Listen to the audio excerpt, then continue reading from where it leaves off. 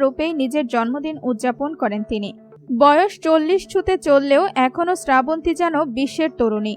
নিয়মিত জিম আর ডায়েট করে নিজেকে দারুণভাবে ফিট রাখেন অভিনেত্রী।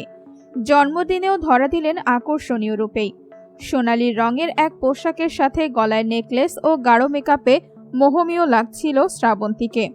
ইনস্টাগ্রামে প্রকাশ করা এক ভিডিওতে খোলামেলা অবতারে জন্মদিনের কেক কাটতে দেখা গেছে তাকে।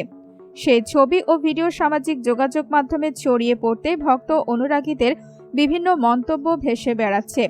কেউ তার রূপের প্রশংসা করছে, কেউ নায়িকার সাহসী অবতারের কটাক্ষ করছে। যদিও সে বিষয়ে যেন মাথায় ঘামান না এই অভিনেত্রী। নিয়মিতই নতুন নতুন পোশাক ও ব্যক্তিগত জীবনের ঘটনা নিয়ে ভক্তদের সামনে হাজির হন তিনি। প্রসঙ্গত, শ্রাবন্তীর ব্যক্তিগত জীবন নিয়ে চর্চার শেষ নেই। কয়েকদিন আগেই থাইল্যান্ডে প্রেমিকাকে নিয়ে জন্মদিন উদযাপন করছেন শ্রাবন্তীর ছেলে ঝিনুক।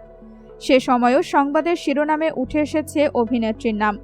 এদিকে তৃতীয় স্বামী রোশন সিং এর সঙ্গে মনোমালিন্যের পর থেকে শ্রাবন্তীর সঙ্গে অভিরূপের প্রেমের গুঞ্জনও শোনা যাচ্ছে।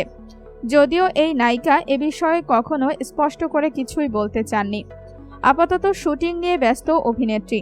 আগামীতে বাংলার দোর্দণ্ড প্রতাপ ডাকাত সম্রাজ্ঞীর ভূমিকায় দেখা যাবে শ্রাবন্তীকে, যেখানে ভবানী পাঠকের চরিত্রে থাকছেন প্রসেনজিৎ চট্টোপাধ্যায়। আগস্ট মাসে শুভ্রজিৎ মিত্র পরিচালিত দেবী চৌধুরানীর শুটিং শুরু হওয়ার কথা। এদিকে শ্রাবন্তীর আপত্তিজনক ভিডিও নিয়ে মিমিকে প্রশ্ন করা হলে তিনি জানান, আমি ভিডিওটি দেখিনি, আর শ্রাবন্তী এমন কাজ করবে না, কারণ আমার সাথে কলকাতাতে ওনার সাথে দেখা হয়েছে। ওনার পার্সোনালিটি অনেক ওপরে, আর ওনার এইসব করার দরকার হয়তো কেউ এআই প্রযুক্তি ব্যবহার করে ভিডিওটি সোশ্যাল মিডিয়ায় ভাইরাল করেছে। আমি এর তীব্র আপত্তি জানাই, আর এরকম কারো করা উচিত না। এতে ওই মানুষের জীবনের ওপর অনেক প্রভাব পড়ে।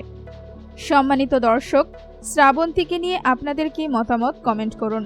ভিডিওটি আপনি যদি পছন্দ করে থাকেন অবশ্যই লাইক করবেন, শেয়ার করবেন আপনার বন্ধুদের সাথে। ধন্যবাদ সবাইকে।